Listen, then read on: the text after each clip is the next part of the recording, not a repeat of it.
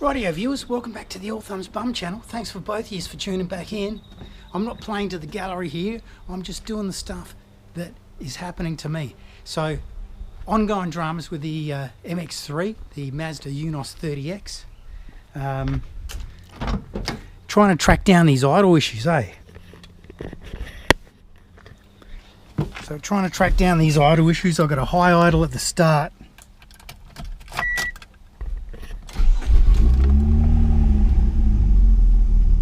And then it drops back down, and it probably won't even do it now. See? Intermittent problem. That idle was cascading up and down before. Now,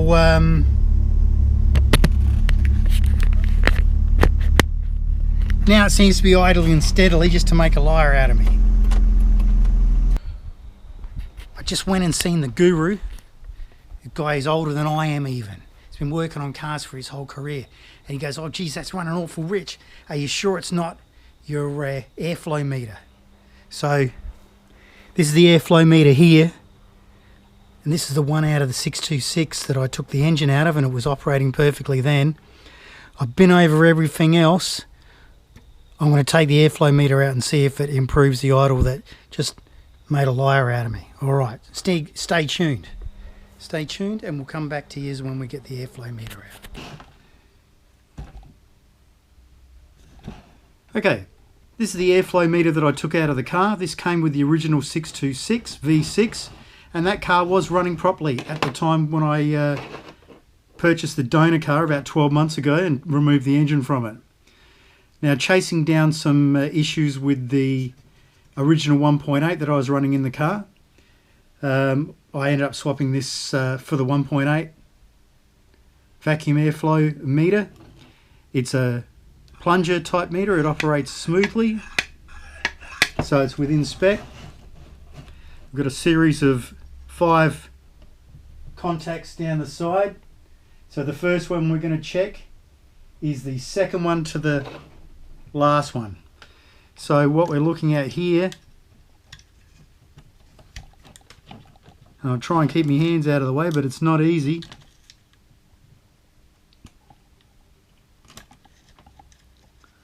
It's like using chopsticks. We've got 300 ohms when it's closed, and we are at a slightly higher temperature than we should be. It's at 20 degrees centigrade. It's supposed to be measured.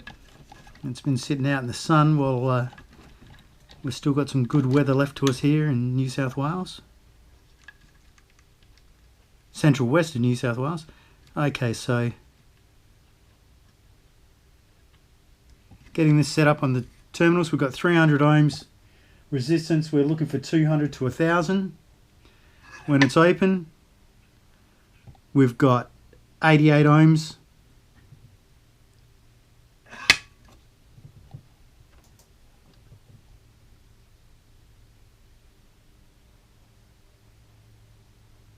And we're looking at 20 to 800 ohms. So we're in spec there. Air intake temperature sensor that's built into this.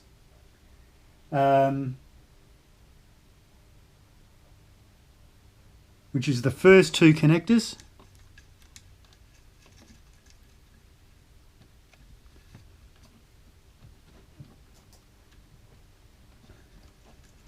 So in the first 2 connectors, at 20 degrees C, we're looking between 2000 and 3000 ohms, and we've got 1626. These are a vacuum airflow meter. It does look very restrictive. A bit of air gets around there when it's idling, but as that air pressure builds up, it moves this cone back in there. So this is all operating all right, but one of the sensors in here is not. And that sensor is for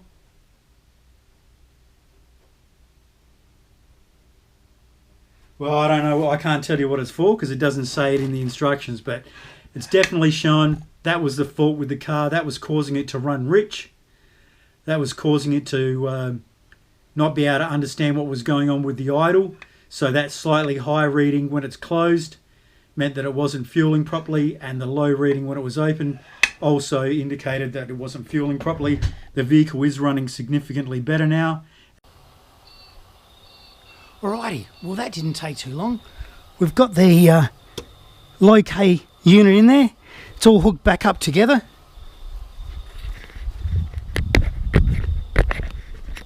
I haven't done any other tuning on it. Let's see what happens.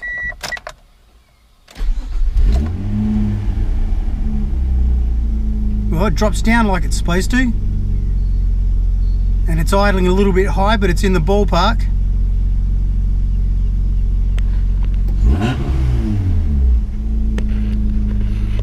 The motor is warm right now, so we might have to put it into diagnostic mode and drop that idle down a bit.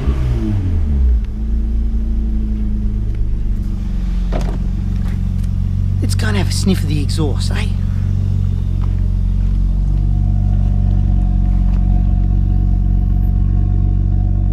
That's the way chefs do it. Now, the Guru was standing about 20 feet away from the car and he goes, "That's running rich." And yeah, you could smell it was running rich, and it's chewing heaps of juice. But I'll be fucked if it isn't idling properly now. I was going to pull the bloody thing apart again. I've been chasing vacuum leaks and shit in this car for bloody ages. Reading stupid stuff off the internet and thinking that was my problem. So yeah, fingers crossed, this might be a solution.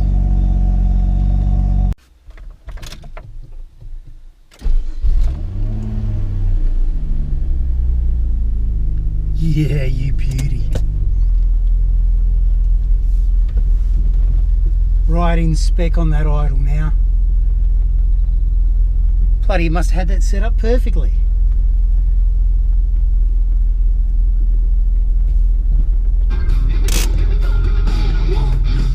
Oop. Don't want to bust copyright laws, so I just better turn that off.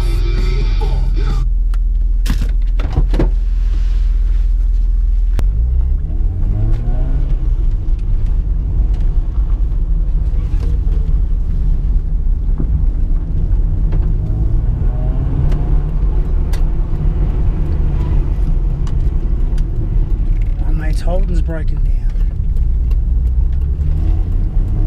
Much better. Much better already.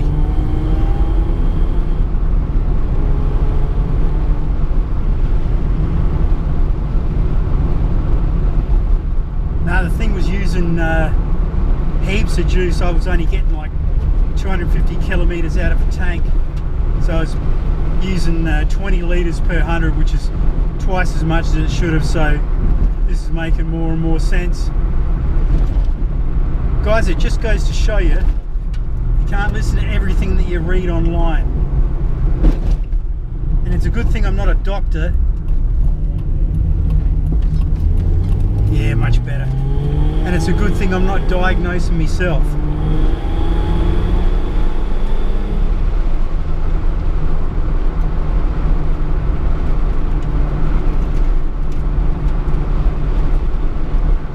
What we'll do in a second is we'll get it back down to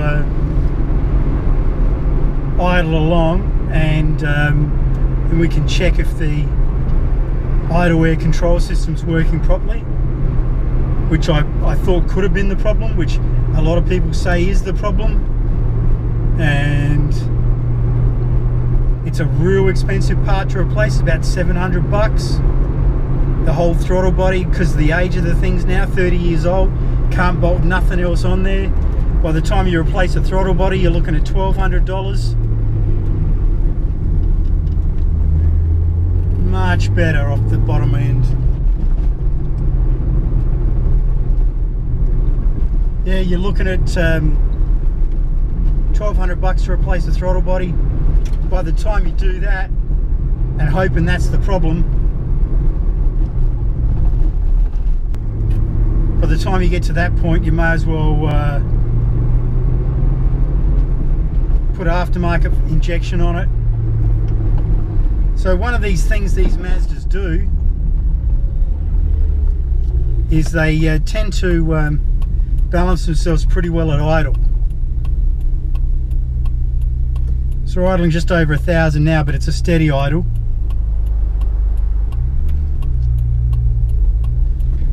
So now I've got my feet off the pedals, and the inlet air control system and throttle position sensor are what's keeping us idling along in first gear here very smoothly. Now pronounce the sharp acceleration.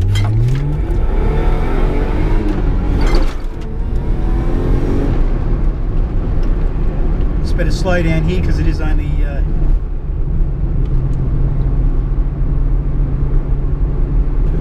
limited speed zone.